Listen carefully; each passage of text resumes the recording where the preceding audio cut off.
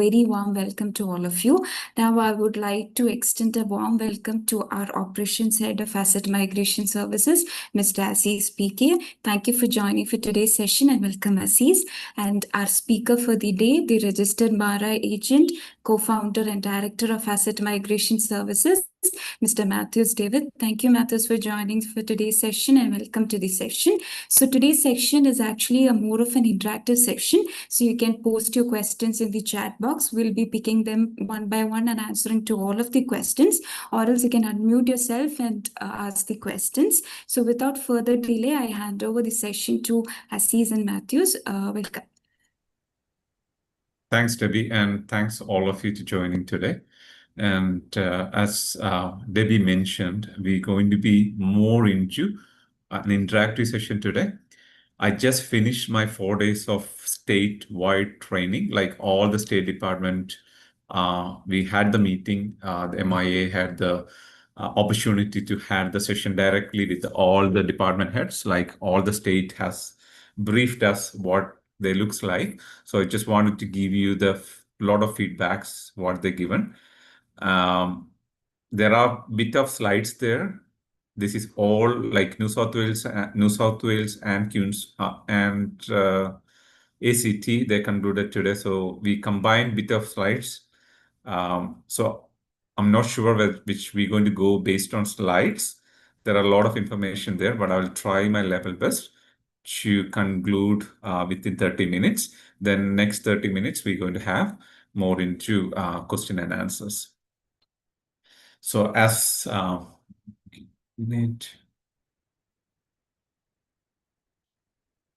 slide. Okay. So I'm not going to any introduction, as it is an immigration firm based in Australia. And we have offices around Australia, and we're one of the largest South Indian migration firm. And we have immigration services, education, and infotech. This is our leadership team. There are many registered agents and leadership positions, leadership in the team. So as I started in 2017, we expanded the operations around Australia and overseas. And we specialized in general skill migration and DAMA and employee sponsorship. That's our area specialization. We also have 17 Australian universities directly we represent. We do all the admissions throughout these universities.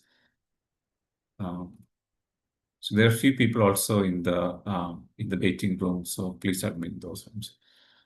So there are a few people who may not know about Australia. There are a few people joined from overseas also. Just I know like majority are within Australia, but I wanted to brief what is the key benefit of Australian PR. Definitely, as we know, like once you get PR, it's indefinite stay. You get free Medicare. You have a work and study right, free education for children in public schools. It leads to citizenship, and you have a social security benefit. Generally, the waiting time of 2 years.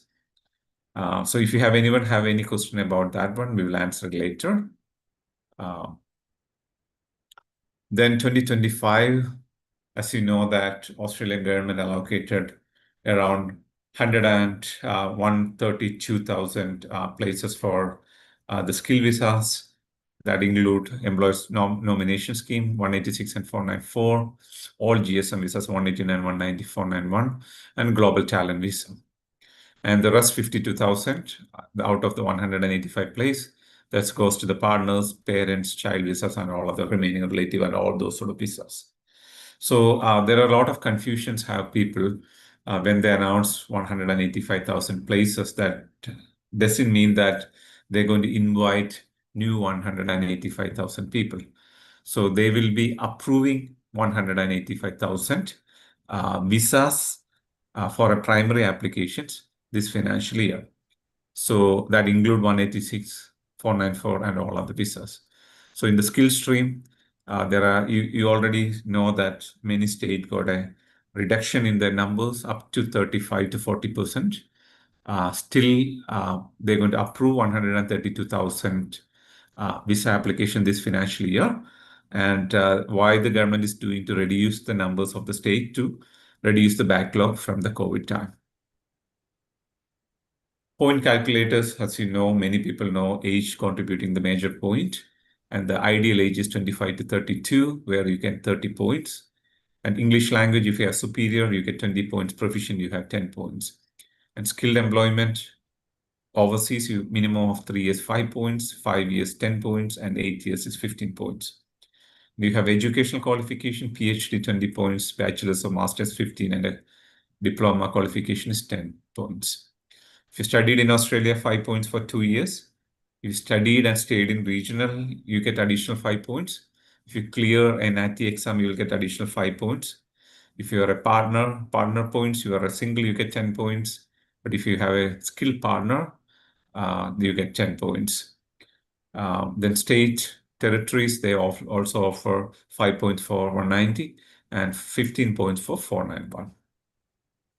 So 3 visas, you all familiar, 189, 190, and 491, point-based visa. 189 is an independent visa with require no sponsorship. It's invited by the Commonwealth of Australia. And 190 require a state support. Like many states in Australia, they need to invite you, then you will get 5 points. And 491 is a transitional PR that's designed for regional Australia, where state and territories often offer the 491, you will get 15 points, or an eligible family member who lives in regional Australia and your occupation on the main occupation list, then you can also invite it through family stream. Now, the main topic today is the state and territory update 2025-2026. Myself and Aziz will be here. We look after the current question and answer session after this program. And if you have any question, what we said in the beginning, like the introduction to Australian migration, the point system or anything, Aziz is happy to elaborate it if you need it. But I'm pretty sure that today's session is more people attended to understand how state and territories is going to be inviting this financial year. So we will start with Australian Capital Territory, but I don't know like how many people are here from ACT.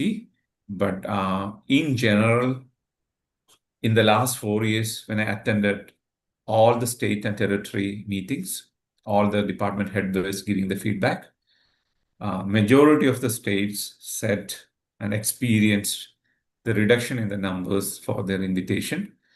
Therefore, they clearly said that this year is going to be very competitive onshore, and offshore not going to affect too much, because like every year, certain percentage they will issue to offshore.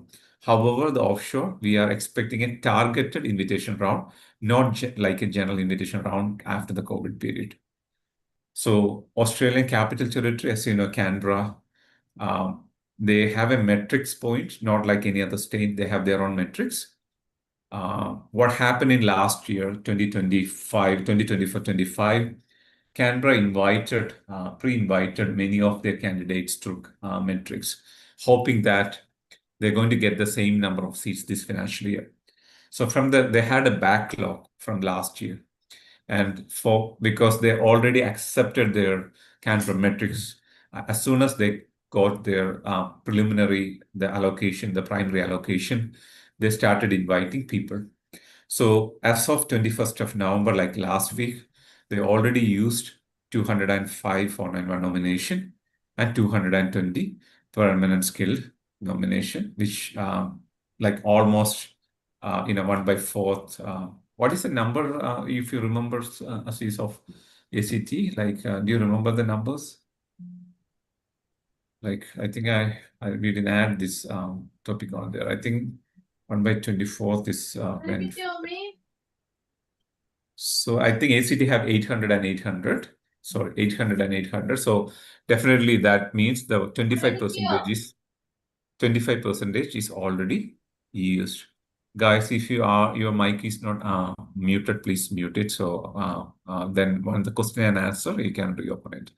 So by November, ACT has used their 25% of the nomination, and we are expecting they advised that they are expecting an invitation round on the first or second week of December, and there will be 4 more invitation round before May 2026.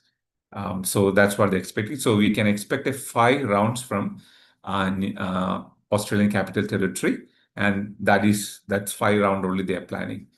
They mentioned that the labor market is going to be tight. It was somewhat down from the historic high of 2023.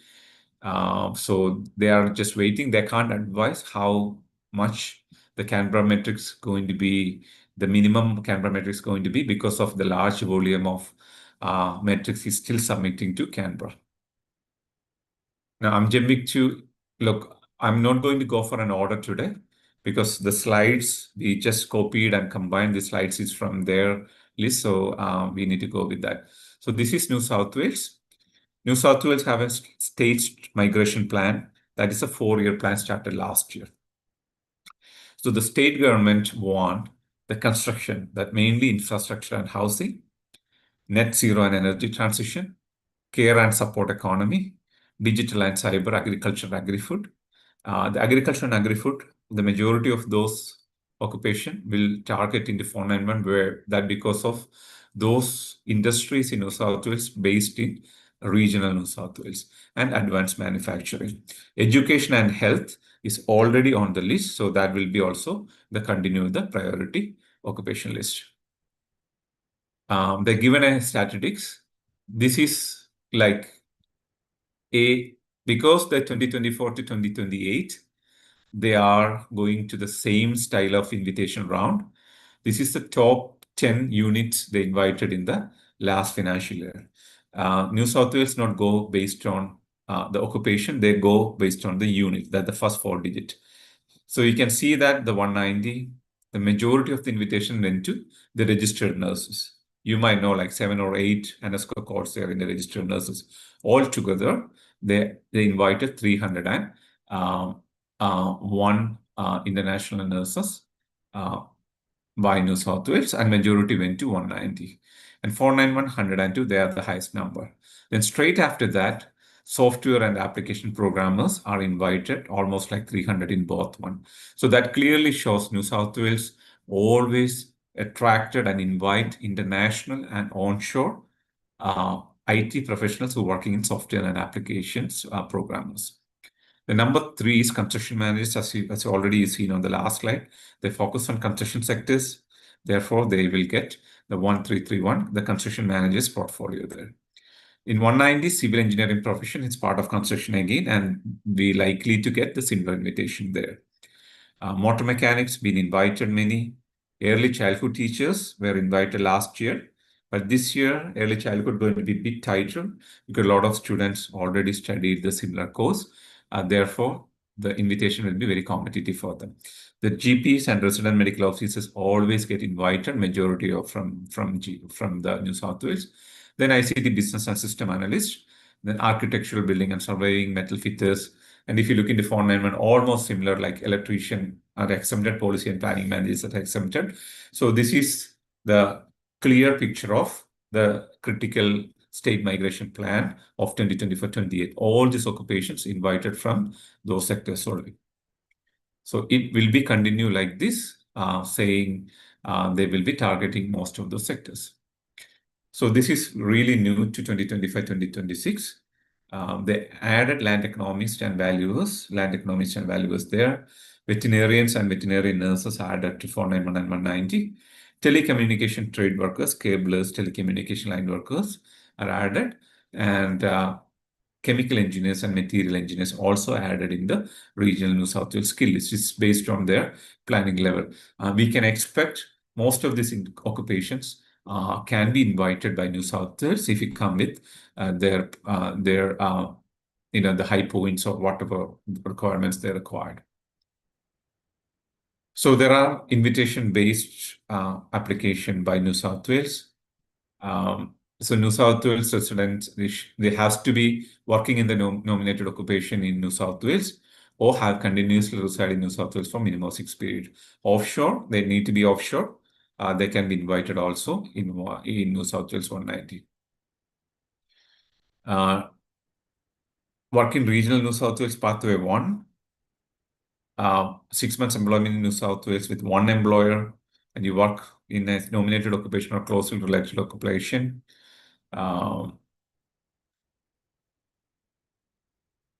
So, for example, there is some jurisdiction there like Albury, Wodonga. For example, people can live in Wodonga, but they must live in, the people can be live in Wodonga, but they must work in Albury in order to access the regional New South Wales 491 invitation if you have a cross border. Not going very deep into that. So the pathway 3 is generally for applicants can apply directly, and the eligibility is also they completed bachelor's, master's degree or research that meets the definition of Australian study, and that studied in a regional New South Wales, and they should claim 5 points in their RO and the EOI, and that should be completed, graduated in 24 months immediately prior to applying for nomination. So you can see eligible occupation is New South Wales skill list. You should be, skill assessment should be in a valid occupation also there. So updated regional New South Wales skill list, they have deemed a priority to economic development of New South Wales.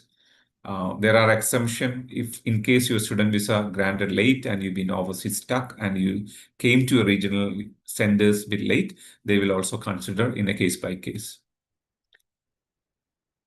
So this timeline, I don't know, it is from New South Wales. Yes, New South Wales 190 round will occur every month, and they are not running anything in December because majority of the staff is off. So you can expect a round in early January or mid of January. Pathway 193, they are opening on 19th of January, but pending approval. So 491 round subject to pathway 193 if they have quota, but they are not thinking about not earlier than April. So this is like in New South Wales, they have to work close related. Sorry, this is for Northern Territory, sorry. I'm not talking too much in the Northern Territory. I don't know many people are here. Northern Territory got more seats than like last year. They're a bit more relaxed, but people in the state cannot apply to Northern Territory. They must be working in nominated occupation in Northern Territory, or they should be a graduate of Northern Territory.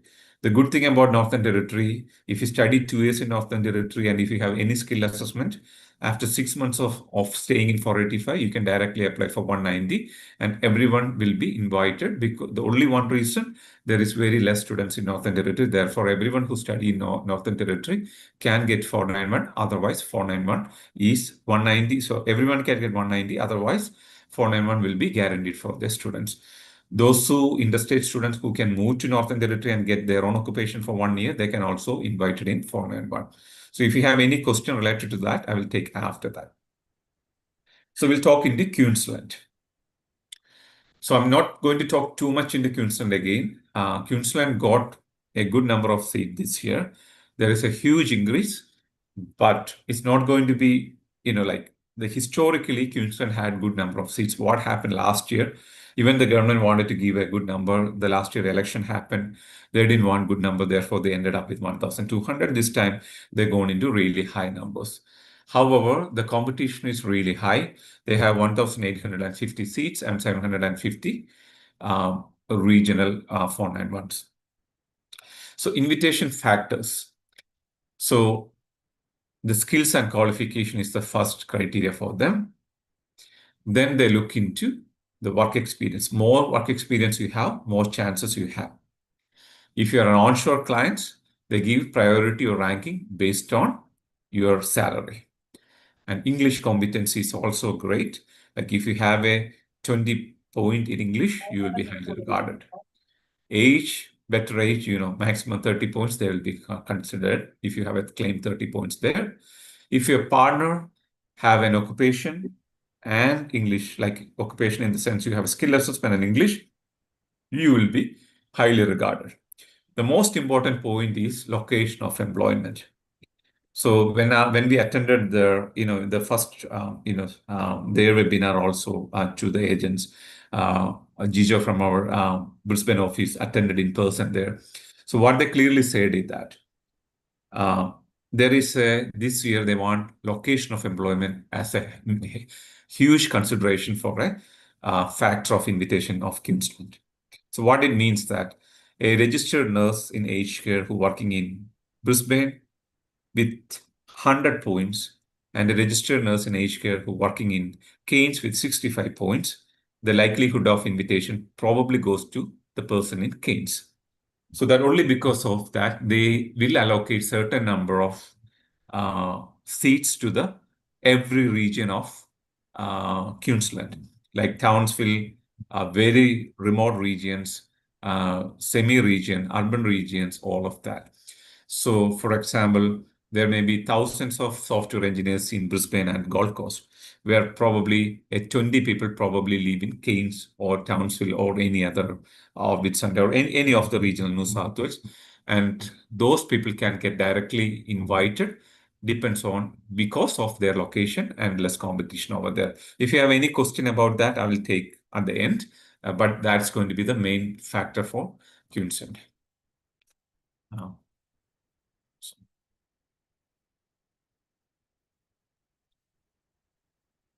So Queensland starting a building and construction workforce, you know that a lot of things are coming up. So have an occupation on Queensland onshore skill list that is indicated as included in the building and construction workforce pathway. And there is a list you can see. You're only working in 3 months before submitting an ROI in those occupation in the skill list and at least 20 hours per week. Therefore, you will be get prioritized for 190 than many other occupation. So I'm moving into South Australia. There are 4 occupation stream. Onshore South Australian graduate who completed course in South Australia. Outer region where they work in the outer region of South Australia. Skilled employment in South Australia. That's for interstate candidates come and do the job there. And offshore stream. They also started a priority stream. They're going to give a priority for building and construction. Then who working in defense. Then education, engineering, health, and manufacturing. So work experience is mandatory, 6 months of work experience post-study, international graduates. Outer regional skill employment last 9 months of working in employment. Skill employment is 12 months of experience. So minimum is 30 hours and role must be related and that's the same skill level as the nominated occupation.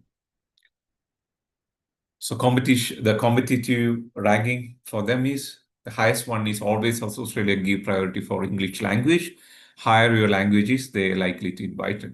Then the second priority will be the years of experience and the skills and qualification level. If you have PhD, you will get higher ranking. Masters, you will get higher ranking. Then salary is in a factor now.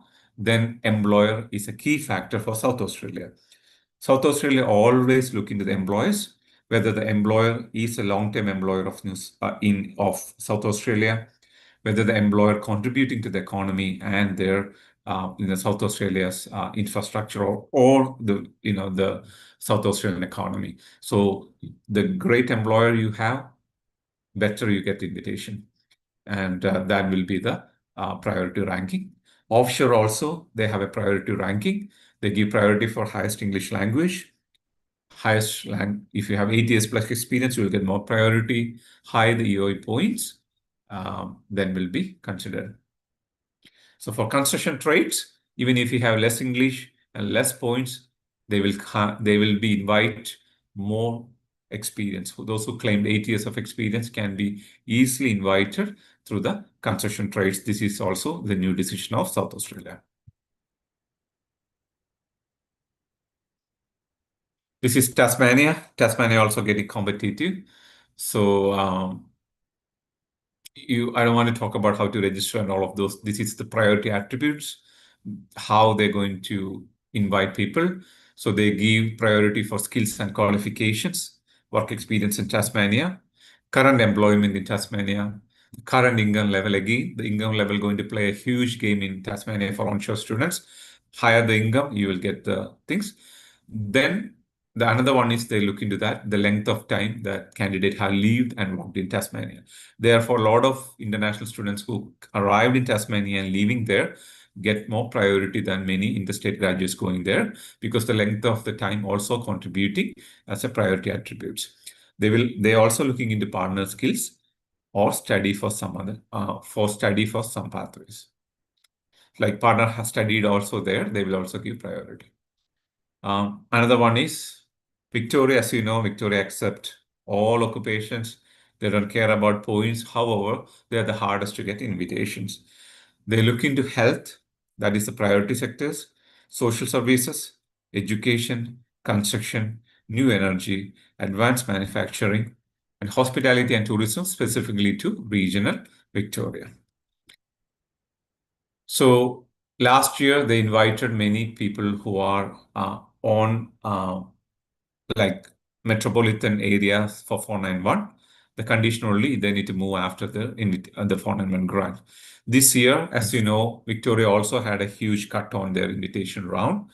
They only had 700 491s. Therefore, the 491 will be likely to be reserved for the regional people who live in regional and for people in offshore. In the offshore, they're likely to be invited. Health, social service, and education will be prioritized for an offshore candidate. Yeah, so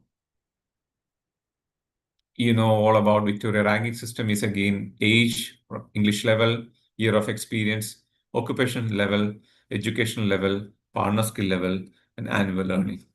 Annual learning is the one we observe that it plays a really, really big game in Victoria. So most of our experience is without 100K or 100K plus in IT. If you're not earning 100K plus in IT in Victoria, they're unlikely get invited unless your partner have a skilled occupation and a good English language there. So that's our general observation from things. So that's the Victoria ranking factors. This is 491. Again, the sectors is health, social service, education, construction, new energy, advanced manufacturing, and tourism is already there. Last, Western Australia, they also had a huge cut. Graduate stream, they have 331 occupation. Schedule 1, 89 eligible occupation, and schedule 2, 188 eligible occupation.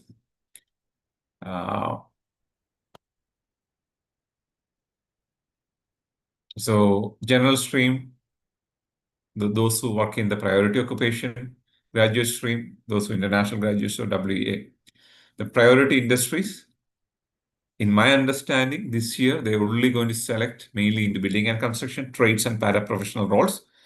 The one good thing is WA will give a priority to interstate students also, the interstate candidates similar to overseas candidate. So the factor is they will invite first those who leaving WA, but second priority will give equally to offshore and interstate. There are few people from Victoria and Queensland got invited in the last small round in building and construction industry, and those who created UI for WA. Then healthcare and social assistance, hospitality and tourism, and education and training also as a priority industries for them. So this is graduate stream, wet graduate stream ranking. We have all the information. I don't want it to go through one by one. This is like, basically this is for our clients, that's our inside information, but I just wanted to put it through who can be invited. Otherwise, we generally tell them to avoid certain things. This is their, they introduced 200 application fee this year, 3,400 places and all going to do. Before we wind up, this is only for the candidates joining from India. I'm doing a webinar on December 20th in Calicut. It's a face-to-face, January 10th in Kochi and 17th in Toronto. Before we going into one-to-one discussions and your questions, I just wanted to highlight a couple of things. We are a registered immigration firm and we are licensed professionals. We cannot personally advise your personal circumstances over social media or a webinar. So ask any general question. I can answer it here, but don't go too specific, because when I say some advices, it will be considered as a legal advices in Australia. Therefore, I have to be restrict myself to give a immigration advices over here, but happy to take any questions. before, you can start typing in they'll be getting some questions there in chat box. Otherwise, you can ask people to put it in chat as a first priority. Then if chat will be given a priority, because otherwise too many people going to open the mic and it can be bit difficult for us.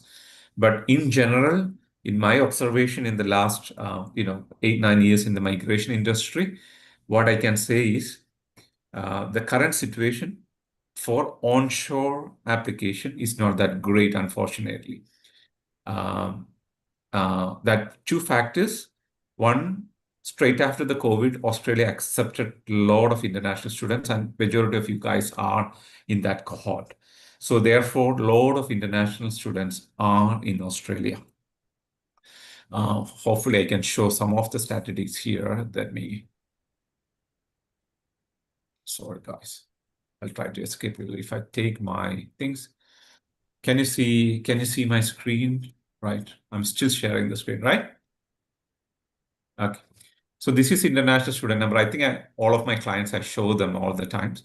So this is the Department of Education website. If you look into the international students, there are 821,000 international students, like in our term, 821,000 international students in Australia.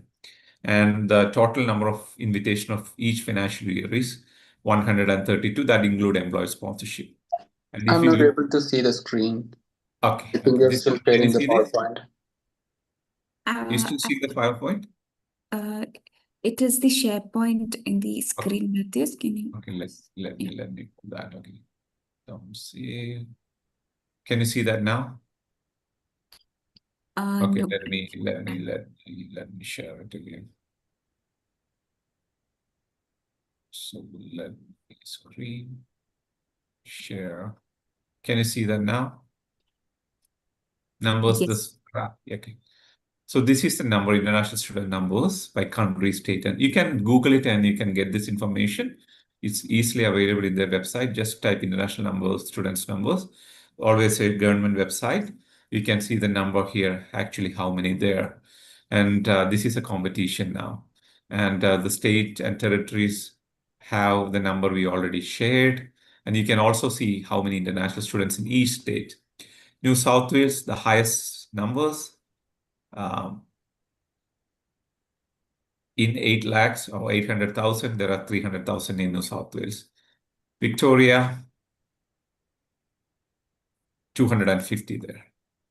Queensland, 116. South Australia, 45,000. WA, 70,000. Tasmania, just 7,000. Northern Territory, just 5,000. ACT is 80,000. I think in the recent one of the interview I said, a lot of the agents send people to these metropolitan cities without, telling that it's high competition there. Therefore, it is a hard situation for those who are in EC. For example, I always compare like Tasmania and Northern Territory have 5,000 and 7,000 people, and whereas New South Wales and Victoria have 300,000 people. So the competition will be that tough this financial year. So this is how the system works, unfortunately. So the competition is high. Therefore, you need to be prepared well enough. If possible, if you are in a state where you're required to have increased the English language, you need to improve your English language. If you are partners, always good to get the skill assessment of them.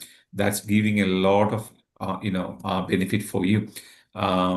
Then make sure if you have time on 485, make yourself available to move out of the states if it is difficult.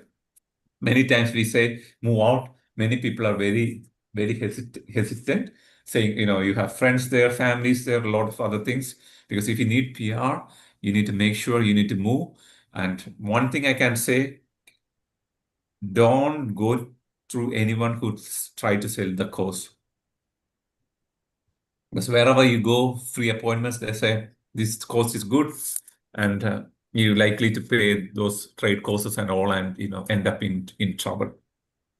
So if you know about after the COVID, everyone says every education or the people who sell the education, they said, take civil construction diploma, you will get the 189. Yes, this happened for 1 or 2 months. Few people got invited, then that's gone. Then they started selling childcare course. Everyone studying 1 year diploma in childcare, early childhood. Now every state, majority of the state changed the criteria saying you need to have a bachelor degree in education. Therefore, we can be invited. Now, because of few invitation happen on the trade, and majority of the state says the trade occupation, now everyone is telling trade and everyone going for trade. Nothing wrong in it, but you need to understand trade. Even if you do a trade course 1 year, you need to do a JRP program. That's in another 1 year. The JRP program is a paid employment, and after the trade, there is a 3 assessment in between, and you need to pass it. Then only you will get the skill assessment. It's a 2.5 year work. And if you start a trade course now, 2027, June or July, you get an outcome, then who knows, trade will be on a priority list by the time from Australia. So Australia need construction workers now. If they want it, they can get it from offshore. There are a lot of people there. So my suggestion will be don't get fooled about selling course agents. Try to get a proper immigration advice. I'm not pushing anyone to come through us, but any agents near to you who really good with their immigration, they focused on immigration, not education. You must go there, sit with them, understand it, and take forward it. The final word I can say, except Northern Territory, none of the states going to invite a candidate without their job. So if you studied in Australia, you should get a job in that field. Without the job, very unlikely to get PR through skilled migration stream. But there are other stream called Dharma occupations, where a carer can get invitation, taxi driver can get invitation. There is a very different program about Dharma. We are Dharma specialists. We're going to run a Dharma seminar exclusively for students in a couple of weeks' time. We will inform you. In that time, I will explain you how about Dharma, how many Dharmas are coming. Every state, Queensland is going to get a Dharma. Tasmania likely to get a Dharma by June next year. So there are a lot of, the SA already have a Dharma, Northern Territory have a Dharma, Western Australia have a Dharma. In New South Wales, Orana region have a Dharma. Victoria, there are 2 Dharmas like Warrnambool and Colac region have a Dharma. So Dharmas is where there is also EC visa, but Dharma is an employer sponsorship. You can find an employer in regional area where you can get into more employment. So this is a question time.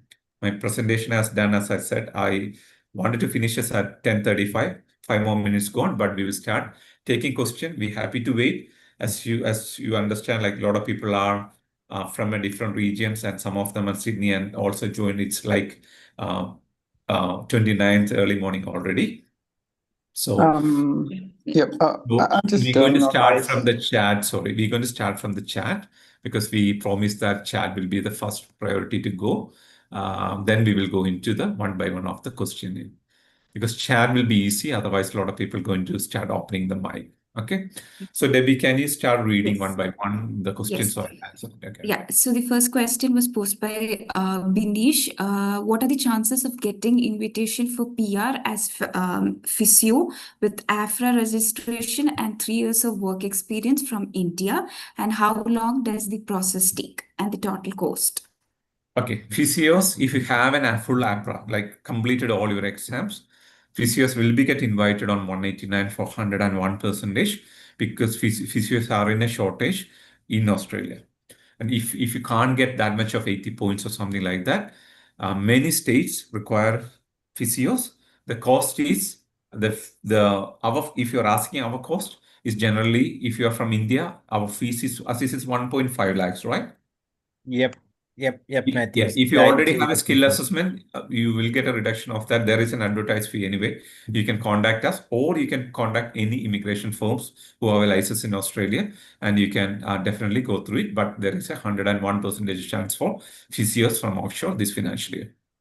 Yeah, and one more thing that's to be clear for that particular question, saying that how they have actually as an AFRA. If the AFRA has been received through a New Zealand pathway, then it is a mandatory that they should have at least 2 years of experience in New Zealand in order to get the skills assessment. If that applicant Yes. is looking for the general skill migration, they have to be very clear. They should also get the skills assessment from APC, that's Australian Physiotherapy Council.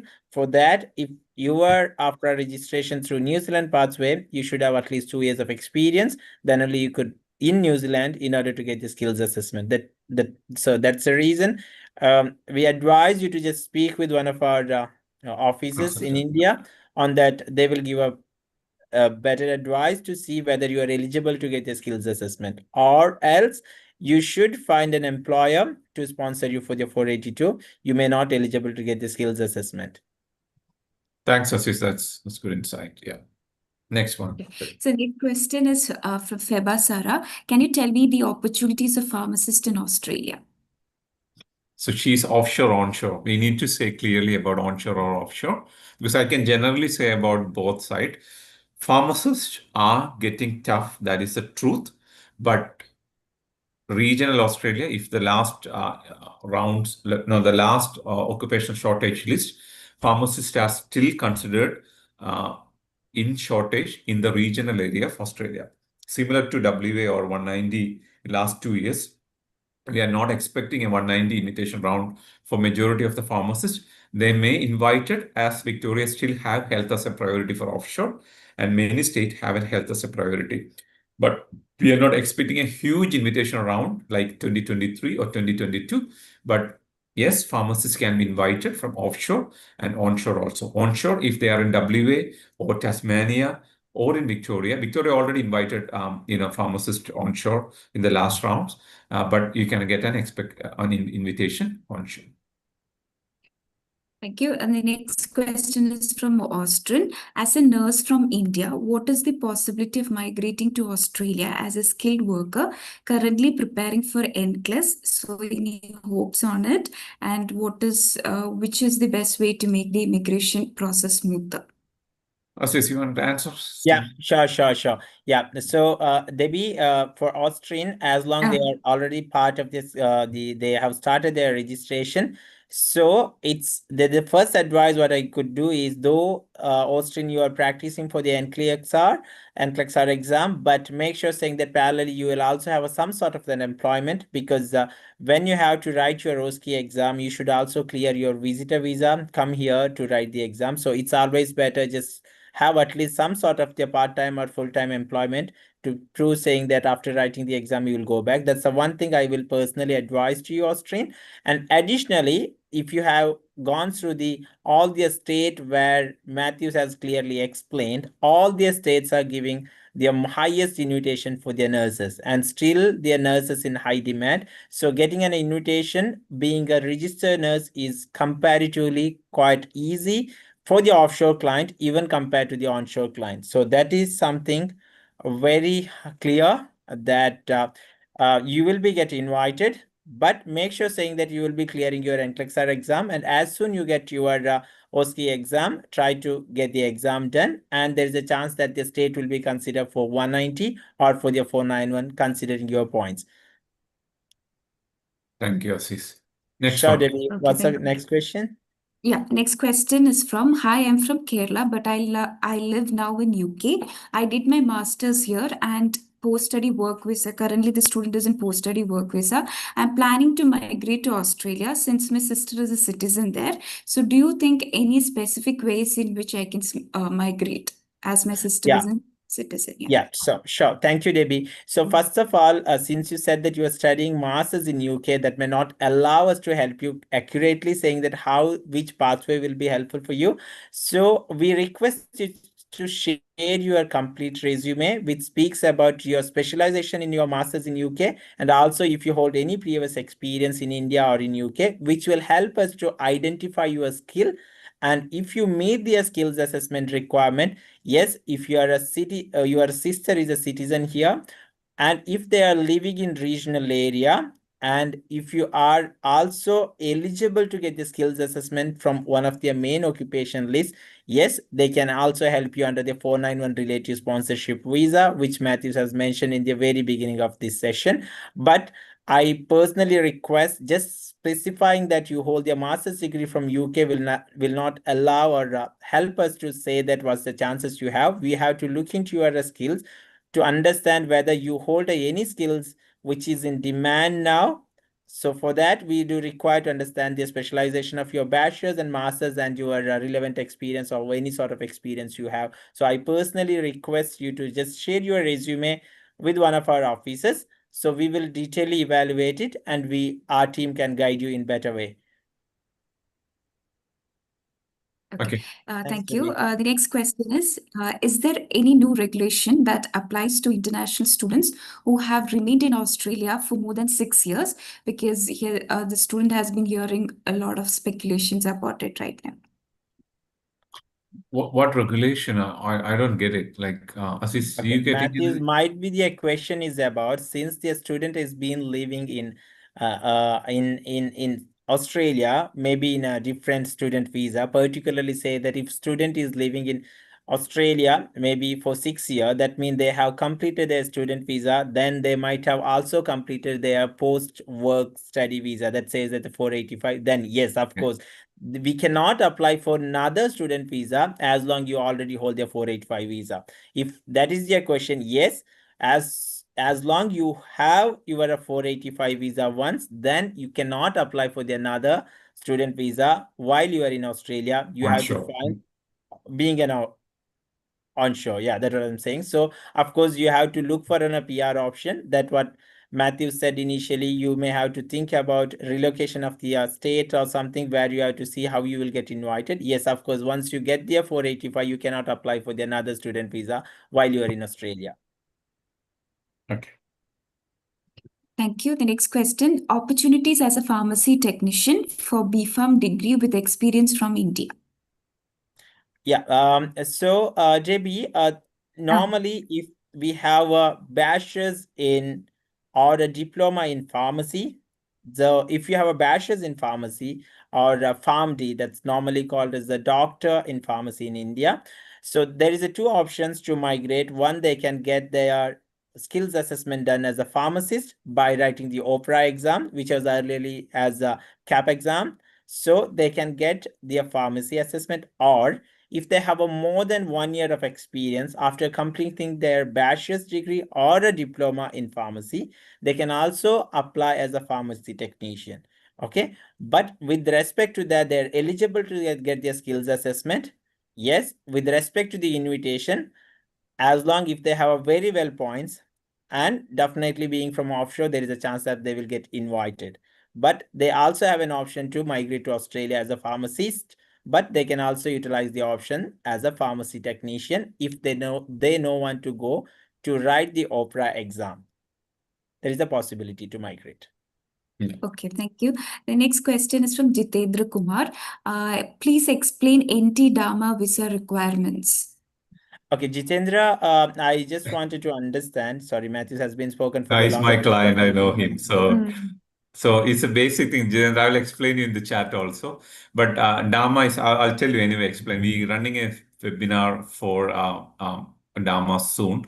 So Dharma is a designated migration agreement where there are a lot of occupations available, like carers, disability, those who working in disability in Dharma region, they can be sponsored with 1 year of experience. If they have 2 years of experience, they can get into 494 and 186 also. But employer sponsorship, and there are hundreds of occupations available under the ND Dharma. If you're looking into particularly ND Dharma, that includes a lot of basic occupation like store person, console operator, taxi driver, bus driver, truck driver, everything there. But again, you need an employer. The employer is willing to sponsor you. We can put you on Dharma, and that leads to PR. Next one, maybe. Okay, thank you. The next question is from Faisal. Opportunities as a social worker. He has completed a master's in social worker with experience from India. Yeah.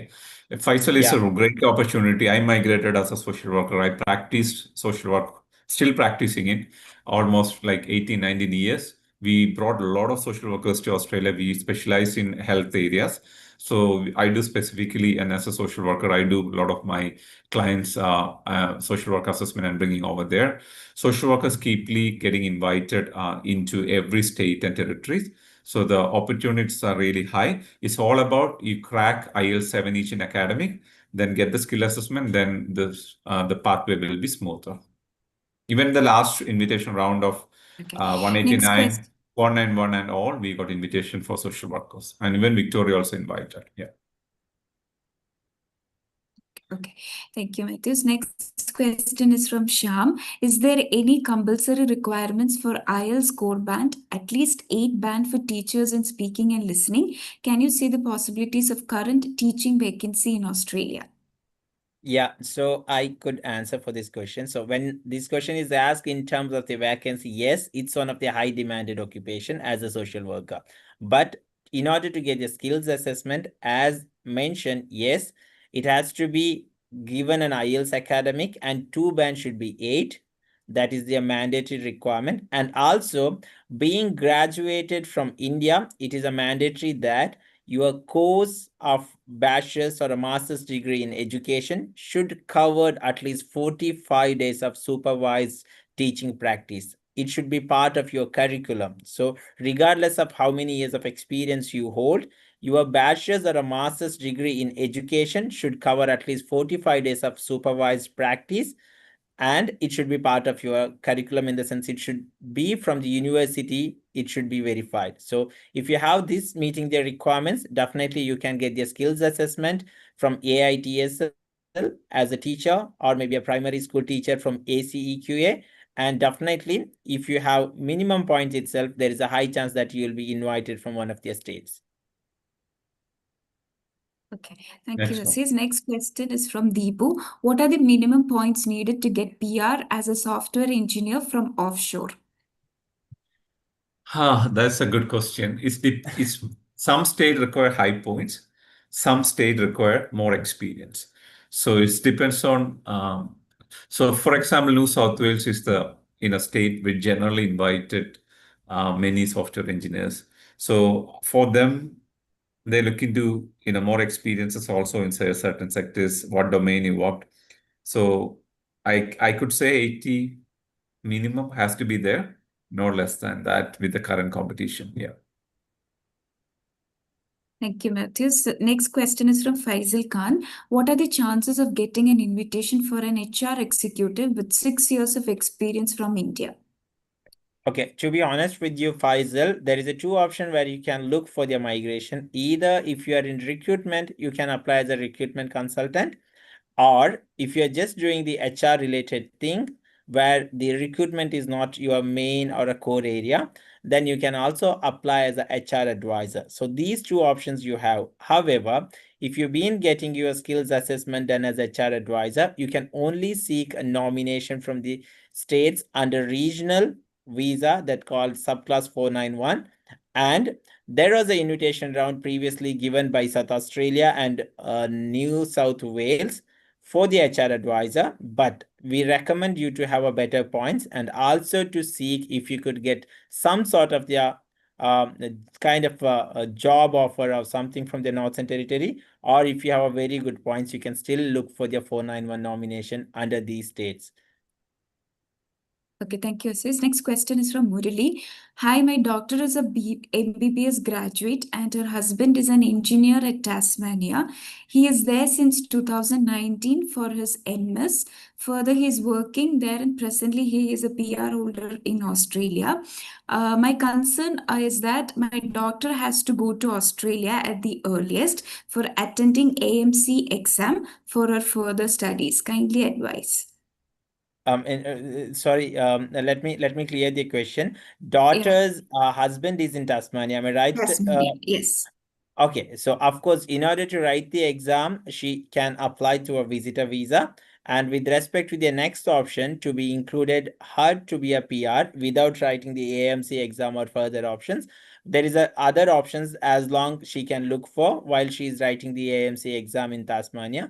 So we recommend her you to just make your daughter to connected with one of our offices, where we will explain you the 2 to 3 option which is available for your daughter. Definitely she can come and settle here with the 2 aspects. One thing, her husband is already there in Tasmania being a PR. So our team can explain you in better manner with all the available options, and she can choose the which is accurately matches with the requirement. Okay. Next question is from Nisha Mary. I'm on my AFRA registration, passed the OSCE exam, and I have more than 1 year of nursing experience in India. What are my visa options to work in Australia, and what steps should she follow? Okay, so there is as it's better, you may get an employer to sponsor you under 482, but it's always better to have an invitation from one of their general skill migration.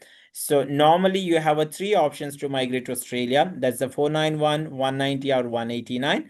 The steps you have to do is, as long you already got an AFRA, you have to get your skills assessment done by ANMAC, and then we have to go for the expression of interest. And then you have to wait for an invitation to come, and upon getting the invitation you can apply for the visa. This is the steps you have to follow. But if you could share your resume with the exact experience, we can help you out with getting your skills assessment done according to the one of their registration code, where you have 1 year of experience. And we also have to evaluate your current status, whether you are married or single, what's your age and everything. And we also have to make sure saying that whether you got an English score done or what is your eligibility to score. Accordingly, we can also advise for the best pathway to get your PR done through Australia. But yes, being a nurse, and if you're below 33, though you hold only 1 year of experience, there is a high chances that you will get invited from one of the state for sure.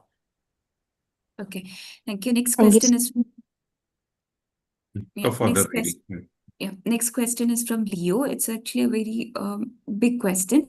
I'm currently pursuing B.Ed from Bangalore. I wanted to know about the possibilities and chances of attaining a secondary school teacher without paid teaching experience. Is it possible to apply for a skilled visa after my graduation, which would be next year, May, provided if I have a positive skill assessment? This would be for the next financial year.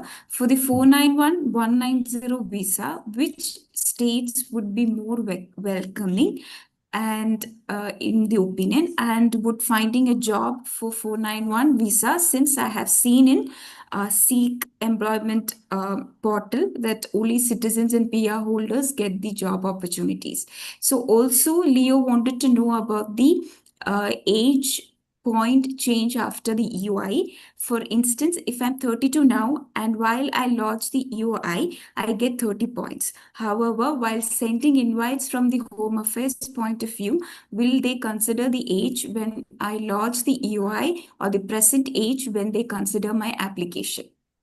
Okay, so Deborah, let me answer in another way around. First of all, your points will be calculated at the time of invitation. So though you submit your EOI while you are 32, and if you've been getting invited after you having crossing your 33, then your point will be less. So their point will be considered at the time of invitation, not at the time of the application of the EOI.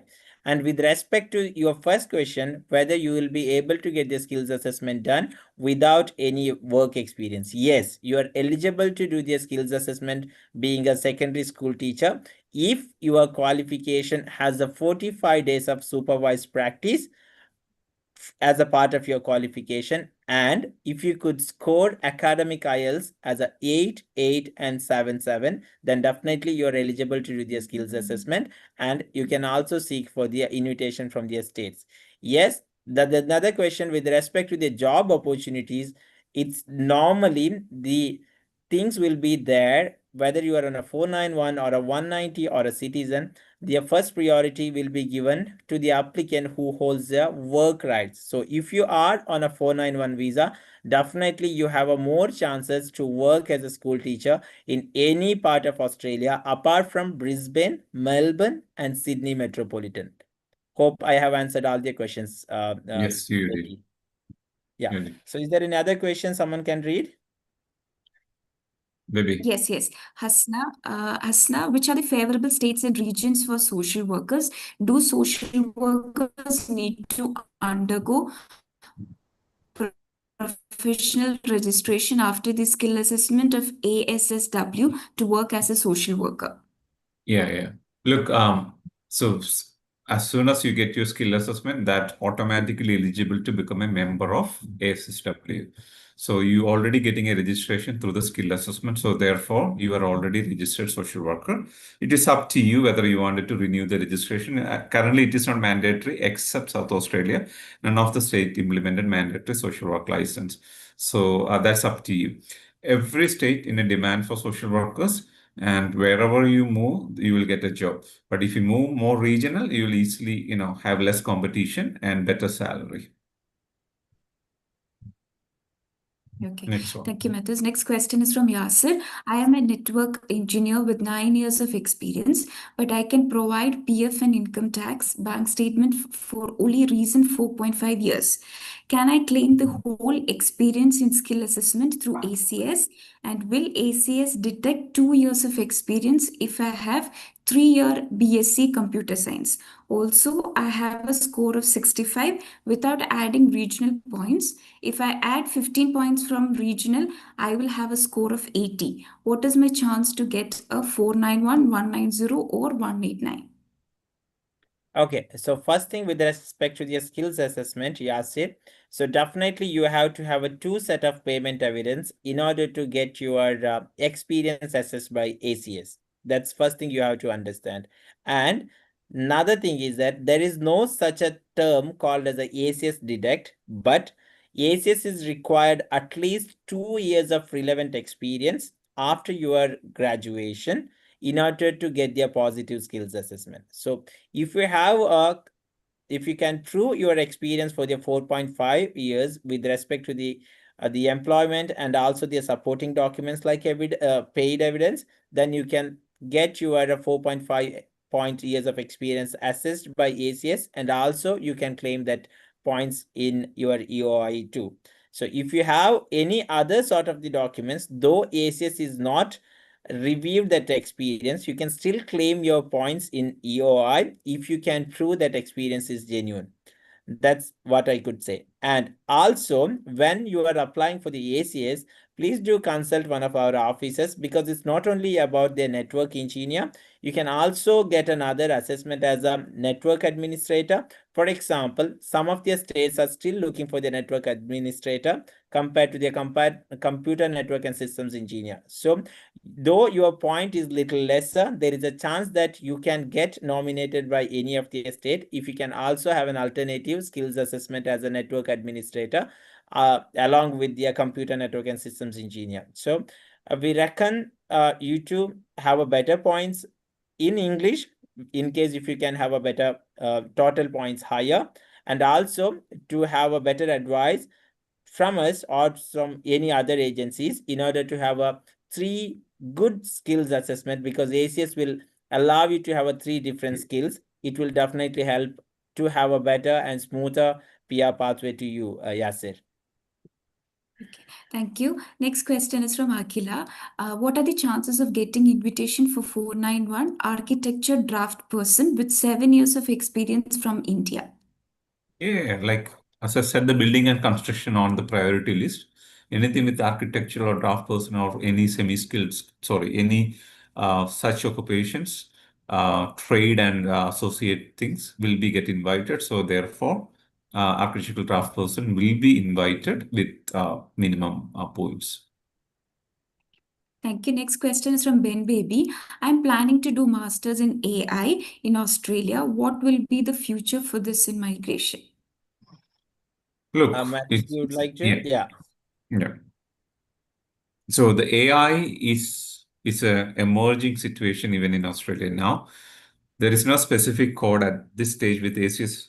I'm right, like AI specific code other than anything else there's no code, No. right? So for example, if it is AI, we have to choose one of their skill as a data scientist or Data maybe a science, data yeah. analyst or maybe a machine learning, DevOps Yeah. engineer. the occupation may be a little different, but of course, AI can easily get them a skills assessment under one of the Other skills occupation, which falls correct, under yeah. ACS. Yes, Matthews, yeah. But getting a PR, it depends on a lot of factors. Generally, I say it's not about where you study, it's about which location you study, whether the state supporting the PR. So if you are coming here just for a PR purpose, then consult us. We will guide you which universities and which state can support for the PR after your studies.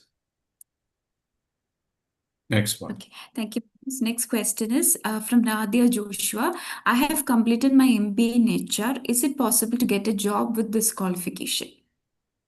If you're from offshore without experience, Australian employees won't invite you because Australia want more experienced people through the skill migration. Employer sponsorship generally offered for the highly shortage occupation like nurses, physios, like most of the health occupations like doctors, then technical occupations, then trade occupations. What are the shortages we have? The employer which needed, which is not available in Australia, then they sponsor from offshore. Okay, next question is from Mini. I am a general nurse with 12 years of experience, including 10 years of experience in Singapore as a registered nurse. I would like to know whether I can apply for AIN. I have 14 years of career gap due to look after my mother-in-law who was bedridden, and currently Mini is 48 years old. I think that Mini, I would like to say, if you would like to get an options to AIN as an assistant nurse or something, being a general nurse, definitely, as long you already crossed 45, you cannot get any visas under general skill migration. But in case if you could find any employer who currently operating in regional area like a Northern Territory or maybe any part of Western Australia or some part of the South Australia, then definitely you can look for an option through Dharma. But unless until you have a employer in regional area to who can sponsor you for the visa, you do not have any other option to migrate to Australia. Yeah. Next one. Okay.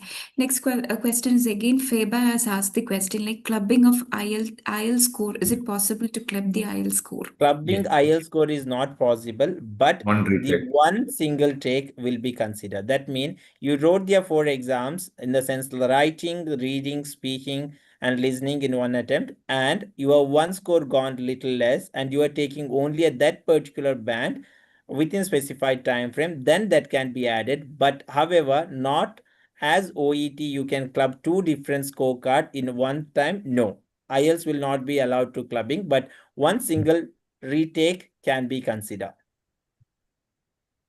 Yeah.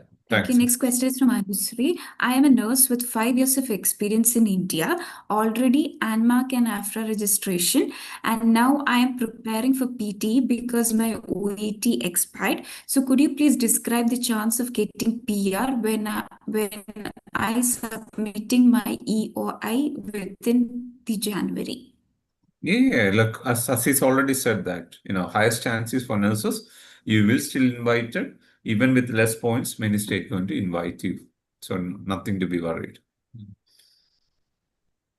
So Austrian has asked again questions. Once the NCLEX and OSCE are done, and if I'm done with AFRA registration, what is the next step I have to do, or what visa should I need to apply, and how long does the Yeah. process take, and any Yeah. easier or less time consuming at a guaranteed entry option as a RN? Yeah. Yeah, You need so to the contact as long you us. have done with the Yeah. AFRA, the next step that you have to get your skills assessment done, that is from ANMAC. And as soon you have your ANMAC and your English score done, definitely we will, being from offshore, we will consider you to put your EOI from all the state under 190 and 491 subject to your points, and also for the 189.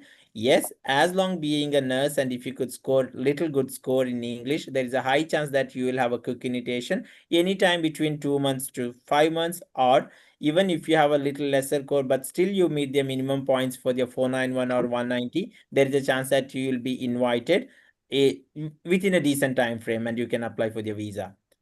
And even the current processing priorities, nurses are included. So your visa can be even granted in 6 months of time with the current processing priority. Yeah. Thank you. Next question is chance of offshore experienced civil engineer to regional area like Adelaide. Civil engineers on their list, like as I was explaining, there are construction industry specific invitations. So civil engineers definitely already there. If you have good points, definitely you can get invited from offshore. Okay, next question is from Miduna. I completed MSW in 2020 and I want to migrate to Australia as a social worker. Could you please explain my eligibility, the best visa option for my field, IELTS requirement, cost, and the timeline? Also, my partner is in completed IT with 3 years of experience. How can we combine the profile to get a higher PR chances? Beautiful. Yeah. So social worker, I already mentioned. So the requirement is, first of all, IELTS academic. That is only one Australian social work association accept. It's academic 7777. That is the minimum requirement. You need to get it. Once you get that, you will get the skill assessment as long as your qualification is accepted in Australia. Then so within your skill assessment, and we have a good enough points, that will be good to go for many visas. But however, your husband is already experienced IT professionals, connect with us. He can also get a skill assessment similar to your the occupation list. He can contribute another 10 points. That will add real advantage on your profile, and you can be invited for the best golden visa called 189. So any visas you can be invited. Thank you, Madhu. Next question is from Sham. If I got sufficient points for migration as a teacher, including 45 days of teaching practice, can you say whether there is any chance for getting high school or higher secondary school teacher during documentation from India before migration? Yeah. If you've been, as you said, during your course completion time, the BEd time, if you had the 45 days of teaching practice in a similar school setting and in a high secondary school you completed, then you will get a skill assessment as a senior secondary school teacher. And out of every school teacher occupation, this is the one occupation generally get invited on 189. So your invitation is guaranteed as long as you meet all the criteria, including 45 days of teaching practice and the English language, and subject to the point test. So if you're meeting the point test also, then definitely one of the state will be invited, 189 or 190. Okay, thank you, Mathis. Next question is, what is the wait time for pharmacy-related PR? Also chances in regional area. So once you get invited, the pharmacist also under the current priority occupation list. Therefore, after the invitation, around 6 months to 9 months, that can be get granted. But if you haven't got invitation, if you are waiting for an invitation, it depends on state priorities. This year so far, the invitation stage started in last 1 month. So we only seen onshore pharmacists got invited, but we expecting certain invitation. Did we got anything, Aziz, at this stage from offshore? No. No, not for this round, the last invitation round for the last year, but the Victoria will likely to have an invitation as the last year So for the yeah. pharmacy. Yeah. Next one. Thank you. Next question is from Krupa. What opportunities await people in the media, film, and entertainment industry in Australia? Does it help that I'm doing a master degree in that field from UK? In Australia, there are a lot of arts related, UK. journalism related degrees available, like skill assessment available, including there's a multimedia editors, journalists, media specialists, all there. But you must have a proper experience to get the skill assessment. So the skill assessment you can achieve within 1 year of relevant qualification and experience. If their occupation in any of the state list in demand, we can apply for it, but you need to have a relevant experience after post qualification. So we will generally encourage more qualification from overseas. If you have more qualification, you can certainly try. Sorry, more experience, you can certainly try with higher points. Next question is from Ashley. I have 1 year of nursing experience. I want to attend the OSCE in Australia as my next step. For applying for a visitor visa, is it mandatory that I must be currently employed or can I apply even if I'm not working? Okay, that's a good question. We recommend you to just have some sort of employment. Just say that you got a tie-up, because though you are writing the OSCE exam for your permanent settlement, when you are applying for the visitor visa, there is something you have to prove, that you will be coming back to India or to your native country after your examination. So if you have any sort of the tie-up, that's the main thing, saying that if you got any sort of the employment in India, that will help you to have a better outcome of your visitor visa. So we recommend you to work in. That doesn't mean that if you do not work, you will not get the visitor visa. But having an employment in their country while you're applying for the visitor visa, you'll always have a better chance to have a first approval of the visitor visa. Okay. Thank you, Aziz. So, if you have a couple of questions, please do drop the questions, or else we'll drop the contact number. Okay, so we have a question from Aishwarya. She's an architect with 3.5 years of experience in India, and my husband has 9 years of experience in finance field as a banker.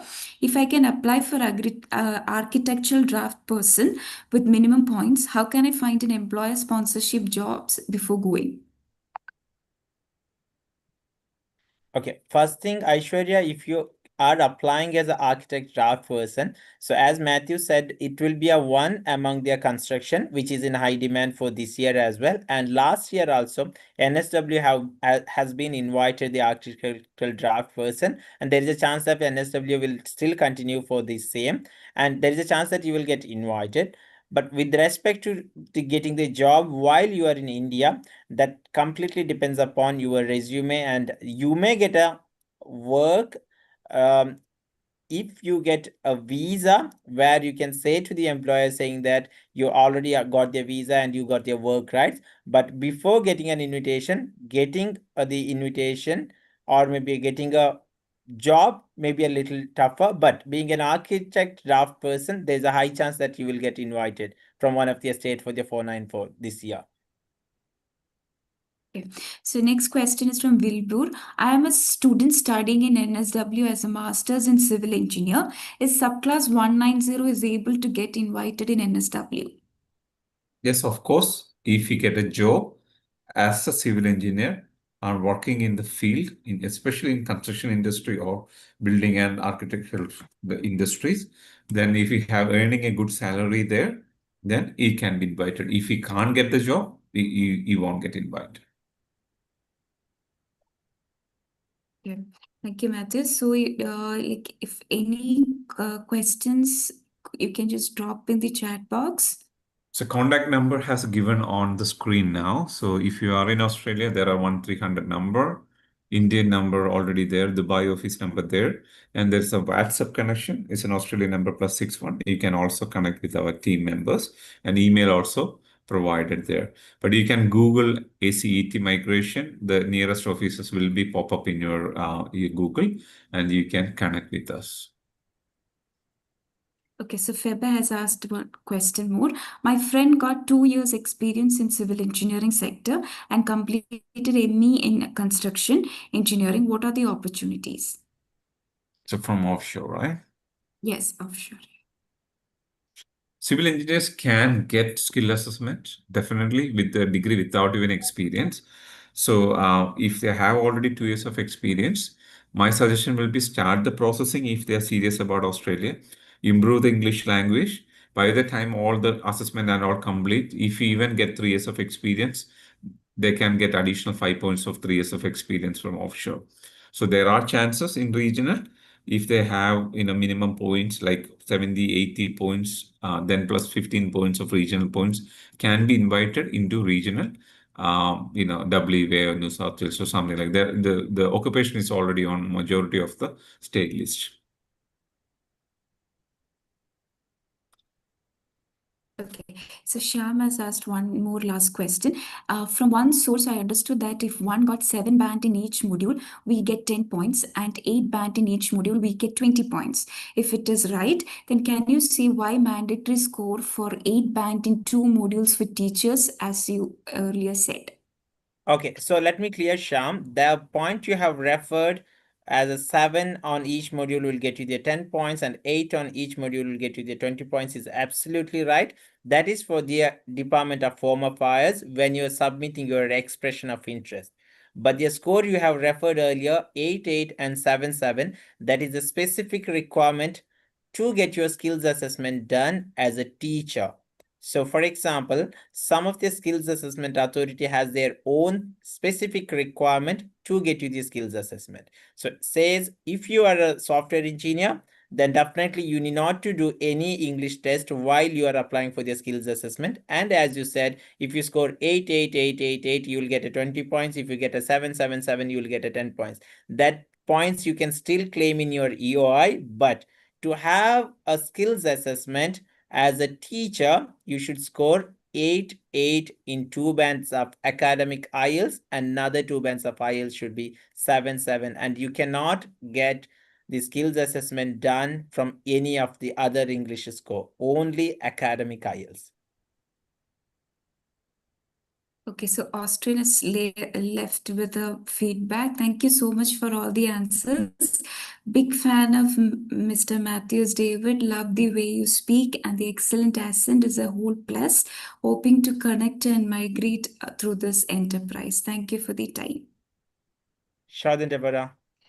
Okay, so okay, next question is from Shehnaz. I am a pharmacist having 5 years of experience with D-Pharm in 2025.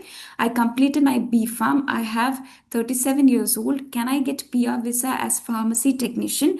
Roughly calculated, my PR points is 70. Is there any scope? Yeah, so as I mentioned earlier, so here you can apply as a pharmacy technician or as a pharmacist. So if you'd like to apply as a pharmacy technician, you should say that your experience as a pharmacist is under supervision of one of the pharmacists. Okay, you just have to say that you worked as a pharmacy technician. That means throughout your experience, you've been supervised by one of their pharmacists. Then definitely you can apply as a pharmacy technician and you can seek the invitation under 190 and 491 from one of the estates, Shahnaz. Less competitive than pharmacist, fortunately or unfortunately, no. True.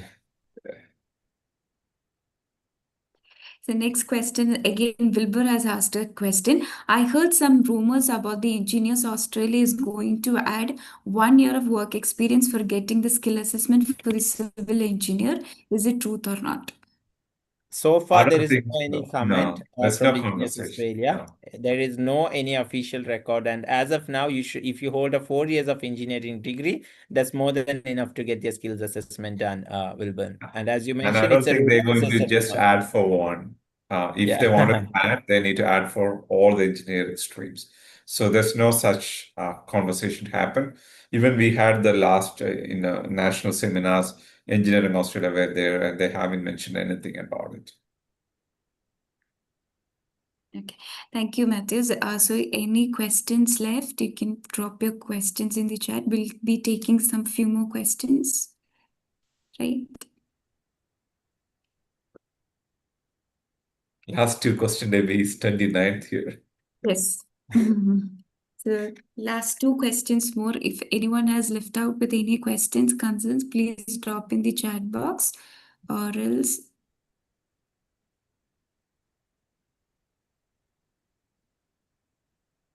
Or anyone wanted to unmute the mic, now you can do, because most of the questions we covered. Otherwise, we can slowly wind up. Then we just request the team to coordinate with one of our officers on that they can get their personalized Yes. what is it, answers for them. Yeah. Okay. So Thank you so much. Okay. We will be hosting a Dharma specific webinar. That's generally, good for onshore clients, not for offshore, but we will announce the date soon. Hello, sir. Yes, pardon. Namaskaram. Yes. സാറേ ഞാൻ മലയാളം പറയാലോ? Yeah, yeah, you can, you can. ആ സാറേ ഞാൻ ഇപ്പൊ പറഞ്ഞ ഷഹനാസിന്റെ husband ആയിരുന്നേ. Yeah. സാറേ ആൾക്ക് ഫാർമസിസ്റ്റ് ആയിട്ടും പോകാനുള്ള അതിനുള്ള ചാൻസ് ഉണ്ടോ സാറേ അതിനകത്ത്? ഫാർമസിസ്റ്റ് നമ്മുടെ അസീസ് പറഞ്ഞ പോലെ ഒരു എക്സാം ക്ലിയർ ചെയ്യുന്നു. സോ അതെ. അത് ക്ലിയർ ചെയ്ത് കഴിഞ്ഞാൽ ഓപ്ര എക്സാം എഴുതുകയാണെങ്കിൽ ഫാർമസിസ്റ്റ് ആയിട്ട് അപ്ലൈ ചെയ്യാം. ബാച്ചലേഴ്സ് ഡിഗ്രിയോ ഉണ്ടെങ്കിൽ ഫാർമസിസ്റ്റിൽ ഓപ്ര എക്സാം എഴുതി കഴിഞ്ഞിട്ട് ഫാർമസിസ്റ്റ് ആയിട്ട് മൈഗ്രേറ്റ് ചെയ്യാൻ പറ്റും.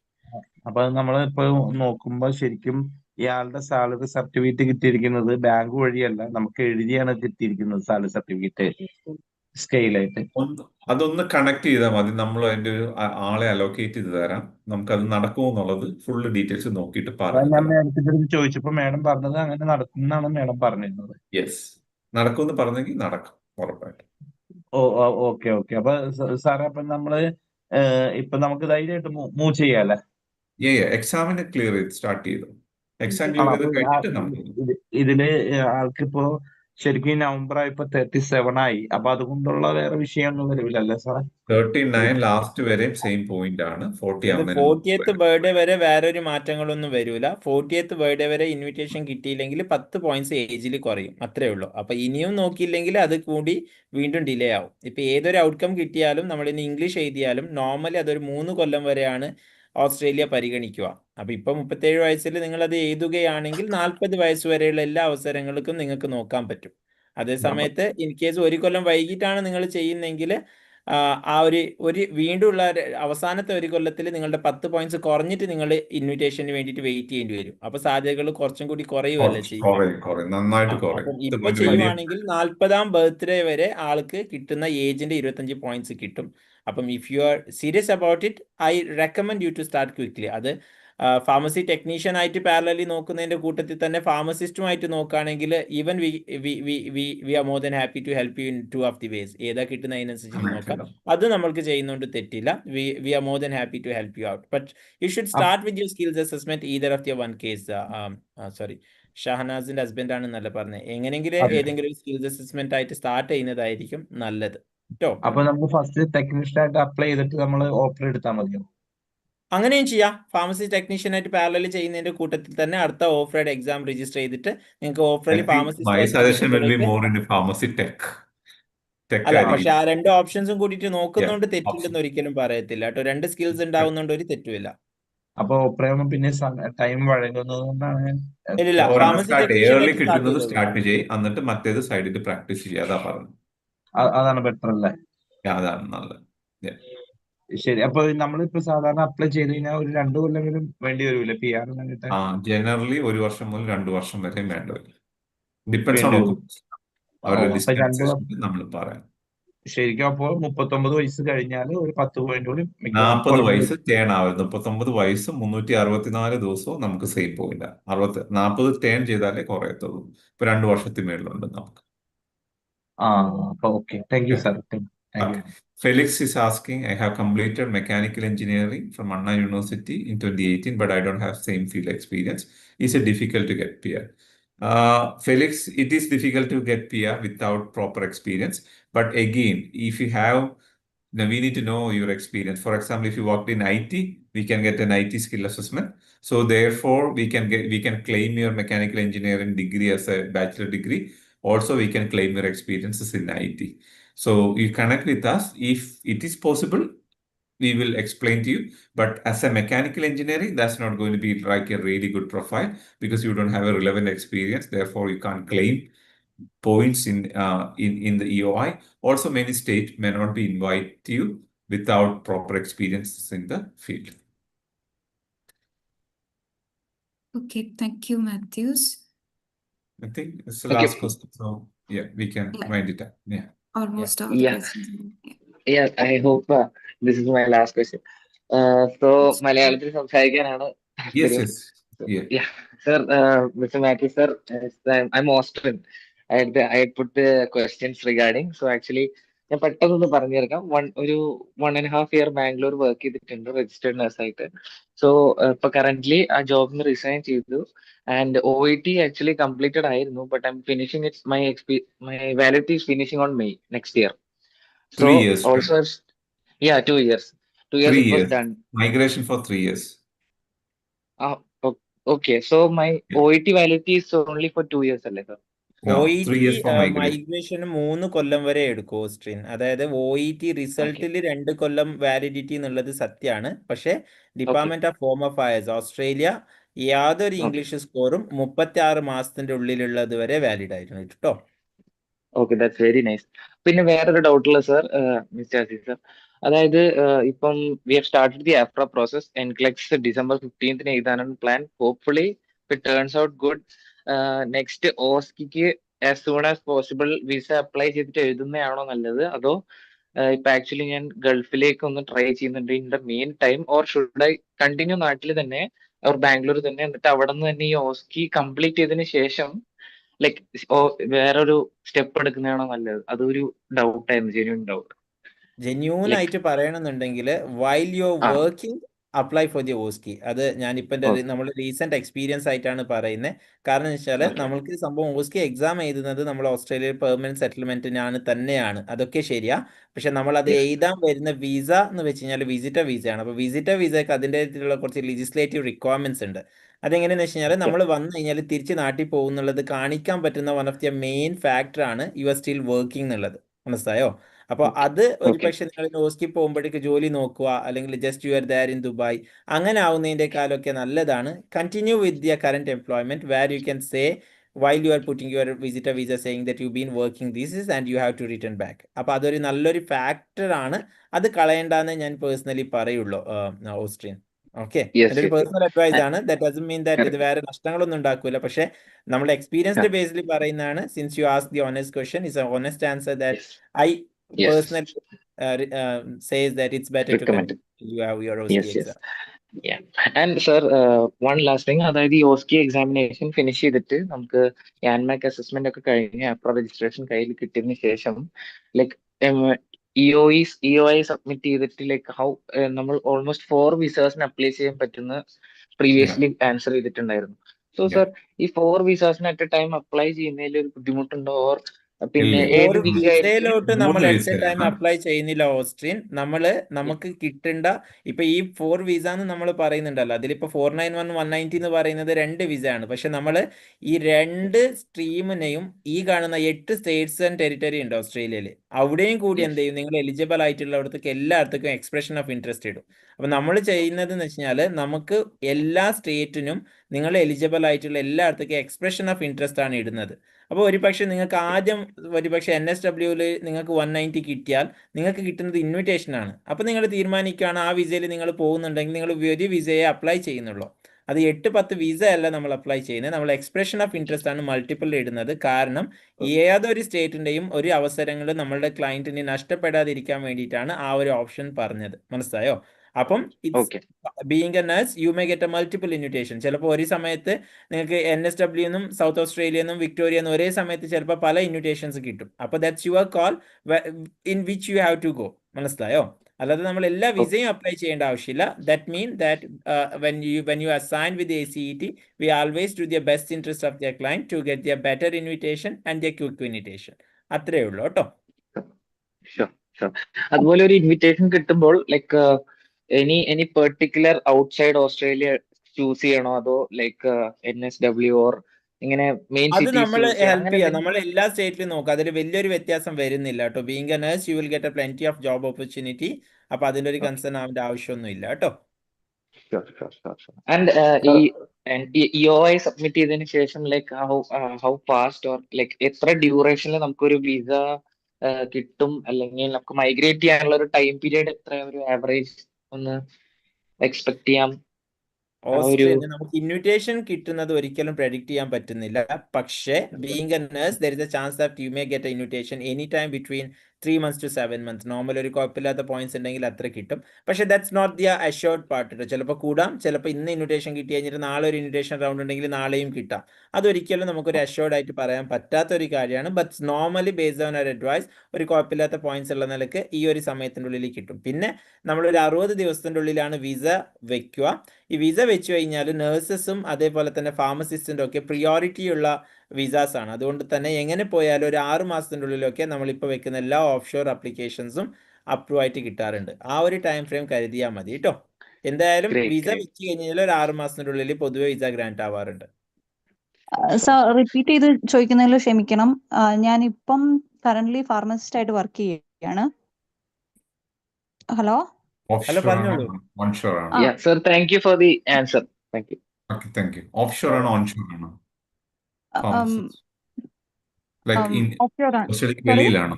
ഓസ്ട്രേലിയക്ക് അല്ല അല്ല, വെളിയിലാണോ? ഇന്ത്യയിലാണ്. ഓക്കെ. അപ്പോൾ 2 ഇയർ എക്സ്പീരിയൻസ് ഉണ്ട്. ഇപ്പോൾ 1 ഇയർ ആയിട്ട് കറന്റ് പിന്നെയും വർക്കിംഗ് ആണ്. അപ്പോൾ IELTS ഞാൻ പ്രാക്ടീസ് ചെയ്തുകൊണ്ടിരിക്കുന്നു. അപ്പം ഞാൻ ഓഫീസിൽ ബന്ധപ്പെട്ടപ്പോൾ ഓപ്രയെ പറ്റി പറഞ്ഞു. അപ്പം IELTS ശേഷം ഓപ്ര എടുക്കാൻ വേണ്ടി ഇങ്ങനെ മനസ്സിൽ വിചാരിച്ചുകൊണ്ടിരിക്കുന്നു. അപ്പം ഓപ്ര ഇല്ലാണ്ട് പോകാനുള്ള ഒരു എന്തെങ്കിലും ഒരു എനിക്ക് പറഞ്ഞത് അത്രയും ക്ലിയർ ആയില്ല. അതാ ഞാൻ ഒന്നുകൂടെ ചോദിച്ചത്. അതായത് ഓഫർ എഴുതുന്നില്ല എന്നാണെങ്കിൽ ഒരു പക്ഷെ ഫാർമസി ടെക്നീഷ്യൻ എന്ന് പറയുന്ന ഒരു പാത്വേ നമുക്ക് നോക്കാം. അത് നോക്കണമെന്നുണ്ടെങ്കിൽ നമ്മളുടെ അറ്റ്ലീസ്റ്റ് 1 കൊല്ലത്തെ വർക്ക് എക്സ്പീരിയൻസ് എങ്കിലും വേണം. പക്ഷേ ആ work experience under supervision of pharmacist എന്ന് തന്നെ കാണിക്കേണ്ടി വരും. അപ്പോൾ ഫോർ എക്സാമ്പിൾ ഫാർമസി ടെക്നീഷ്യൻ നമ്മൾ ഓസ്ട്രേലിയൻ കോണ്ടെക്സ്റ്റിൽ കരുതുന്നത് എന്ന് വെച്ച് കഴിഞ്ഞാൽ യു ഡു നോട്ട് എന്താ പറയുന്നത്, നമ്മൾ ഒറ്റയടിക്കും നമ്മളുടെ ഈ പ്രിസ്ക്രിപ്ഷൻസിനനുസരിച്ചിട്ട് നമ്മൾ എന്ത് ചെയ്യുന്നില്ല, മെഡിസിൻസ് കൊടുക്കുന്നില്ല. You have to always have a supervision of the pharmacist എന്നുള്ള ഒരു റോളിനാണ് ഫാർമസി ടെക്നീഷ്യൻ എന്ന് പറയുന്നത്. അപ്പം അത്തരത്തിലാണ് നമ്മുടെ വർക്ക് എക്സ്പീരിയൻസ് എന്നുള്ളത് 1 കൊല്ലത്തിലധികം ഉണ്ടെന്ന് കാണിക്കാൻ പറ്റുമെങ്കിൽ ഫാർമസി ടെക്നീഷ്യൻ ആയിട്ടും നിങ്ങൾക്ക് PR-ന്റെ ചാൻസസ് നോക്കാം. അതെ, ഞാൻ രജിസ്റ്റേർഡ് ഫാർമസിസ്റ്റ് ആയിട്ടാണ് വർക്ക് ചെയ്തത്. ആരുടെ അണ്ടറിലായിരുന്നില്ല, ഞാനായിരുന്നു രജിസ്റ്റേർഡ് അല്ല, അതാ ഫാർമസിസ്റ്റ്. ഞാൻ പറഞ്ഞത്. പക്ഷേ നിങ്ങൾ രജിസ്റ്റേർഡ് ഫാർമസിസ്റ്റ് എന്ന് പറയുകയാണെങ്കിൽ ഈ ഓപ്ഷൻസ് നോക്കാൻ ഒക്കത്തില്ല, അതാ പറഞ്ഞത്. But though you are a registered pharmacist, if you say that there was summon you been എന്താ പറയുന്നത്, നമ്മളുടെ ഒരു ഫാർമസിസ്റ്റിന്റെ താഴെയാണ് വർക്ക് ചെയ്തത്, അല്ലെങ്കിൽ അങ്ങനത്തെ ഒരു കോണ്ടെക്സ്റ്റ് മാത്രമേ ഫാർമസി ടെക്നീഷ്യൻ എന്നുള്ള നിലക്ക് നോക്കാനാവത്തുള്ളൂ കേട്ടോ. ദോ യു ഹാവ് എ രജിസ്ട്രേഷൻ കൊണ്ട് ഒരു തെറ്റുമില്ല. Okay. Thank you sir. Sure. Thank you so much. Thank you Feba. Sir, one more question. Sir, എനിക്ക് 39 years ഉണ്ട്. 39 years 3 months ആണ്. ഞാനിപ്പം പോയിന്റ്സ് ചെക്ക് ചെയ്തപ്പോൾ 50 പോയിന്റ്സ് ആണ് പറഞ്ഞത് without IELTS and visa points.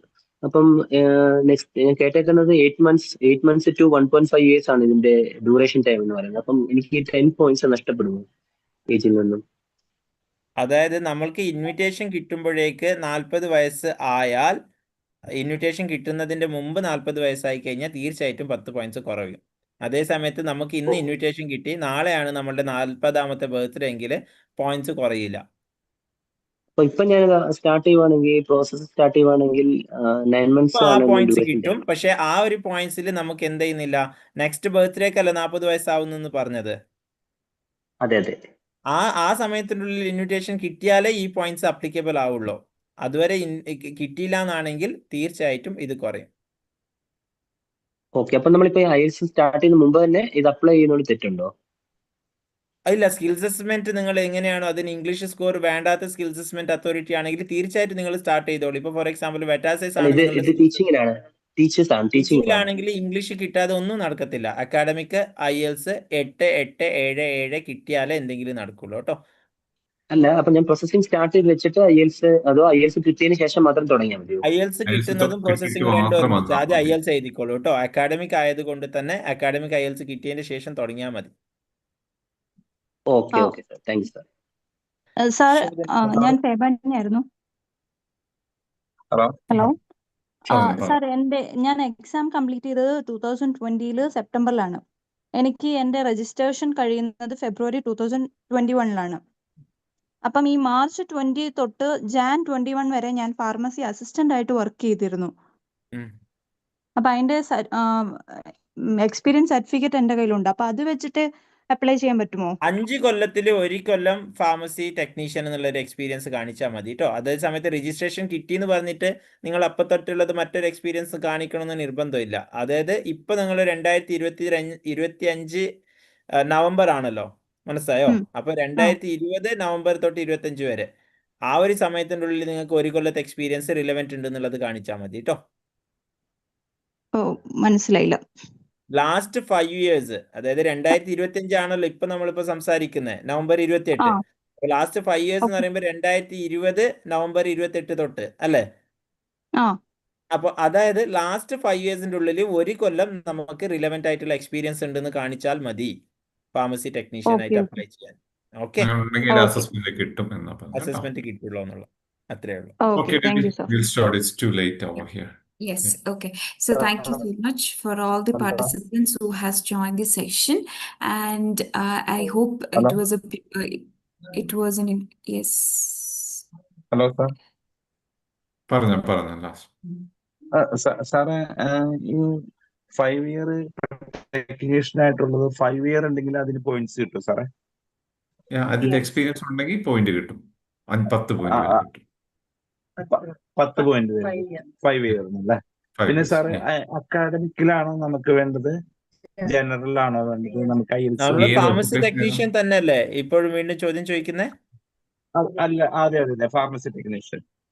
അത് നമുക്ക് ഏതായാലും പ്രശ്നമല്ല, PT ഏതായാലും പ്രശ്നമല്ല കേട്ടോ. PT-യും IELTS-നും നമുക്ക് എത്ര വർഷത്തെ വാലിഡിറ്റി ഉണ്ടെന്ന് പറയൂ. 3 കൊല്ലം വരെ ഡിപ്പാർട്ട്മെന്റ് ഓഫ് ഹോം അഫയേഴ്സ് എടുത്തോളൂ കേട്ടോ. 3 കൊല്ലം വരെ കിട്ടൂല്ലേ? അപ്പൊ അവര് പറഞ്ഞത് 2 വർഷം പറഞ്ഞു. 3 കൊല്ലം വരെ department of home affairs accept ചെയ്യൂ കേട്ടോ. Okay, thank you, sir. Thank you. Sure, Deborah. So we are winding up the section. So if any questions are unanswered, please contact our offices. We have been sharing our contact details in the screen. And also thank you to all the participants who has joined the session, and hope that this session was an insightful. And also a huge thank you to the speakers, Aziz and Matthews, for their time and also patiently answering all the questions. Thank you for the effort. Thank you, and thank you for sharing the insights. So thank you, and have a great day ahead, and good night.